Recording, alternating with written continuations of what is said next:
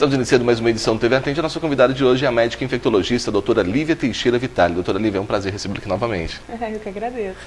Doutora Lívia, no Brasil se fala muito sobre a AIDS. Hoje existem aí inúmeros métodos de tratamento que vem melhorando a qualidade de vida das pessoas que têm a doença. Qual é a situação nossa aqui em Andradas hoje?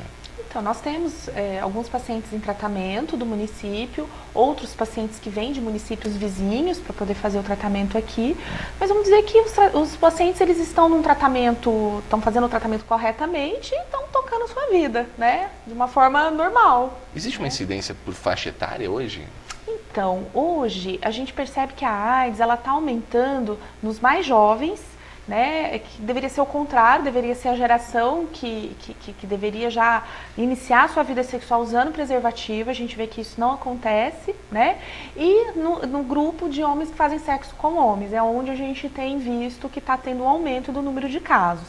Não esquecendo que nós temos, né, a AIDS ela está se interiorizando e ela atinge todos os grupos. Hoje a gente não fala mais em grupo de risco. Quando a epidemia começou, a gente falava que a AIDS era de profissionais do sexo, pertencia aos grupos de risco, eram profissionais do sexo, usuários de drogas injetáveis, hemofílicos, homossexuais. Não, hoje em dia não existe mais grupo de risco. Hoje em dia, grupo de risco é quem tem relação sexual, né? Então, eu oriento para os meus pacientes assim, a fazer os exames, meus pacientes em geral, né? Como você faz o exame de diabetes, o exame de colesterol, de triglicérides, está incluindo, a gente precisa desmistificar um pouco, sabe, do HIV. Não banalizar, né? Mas eu acho que a gente precisa simplificar.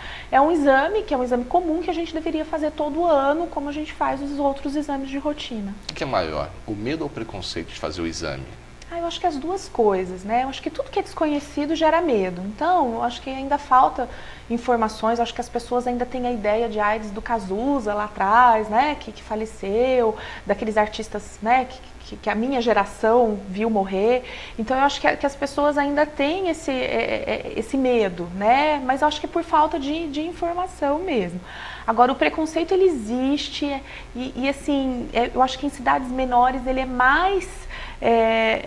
ele mostra-se mais ainda, né? Então, eu vejo que os meus pacientes, eles enfrentam muitas dificuldades, porque eles não podem contar isso para os seus empregadores, muitas vezes para a sua família, as pessoas não entendem, né? E hoje a gente sabe que o HIV é uma doença crônica, como quem tem um diabetes, como quem tem uma pressão alta.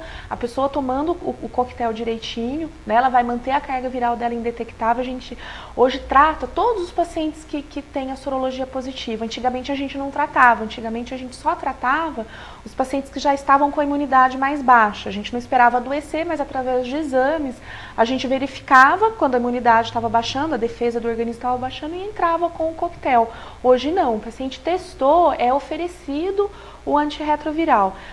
Existem dois grandes benefícios disso.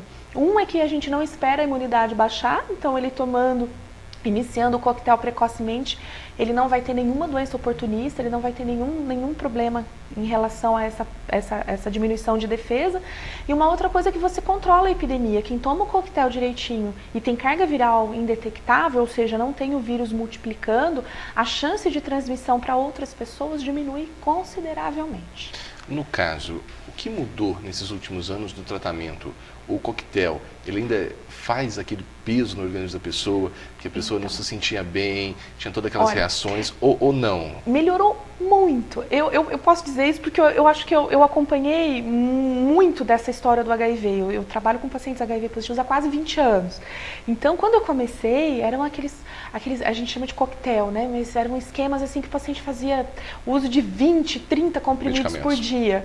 E aí hoje, assim, já acabou de chegar em Minas, no estado de São Paulo os pacientes já estavam tendo acesso e aqui está chegando. Semana passada que começou a chegar, que é o tratamento, o 3 em 1. Então, não são todos, mas uma grande parcela desses pacientes, eles vão tomar um comprimido por dia.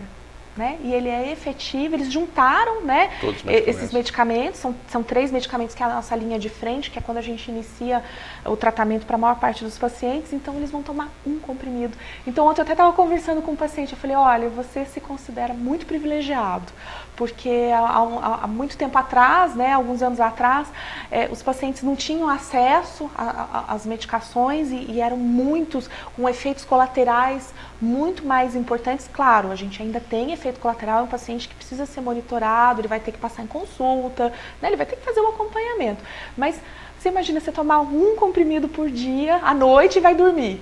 Né? Então, chegou. Eu acho que isso foi muito importante, vai ser muito importante para a adesão desses pacientes e para melhorar a qualidade de vida deles também.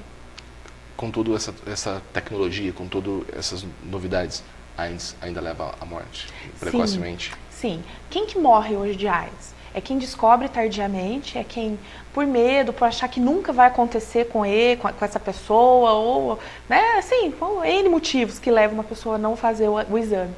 Quando descobre, já está numa fase avançada da doença, aí é mais difícil de recuperar, então a gente tem um número maior de óbitos nesses casos.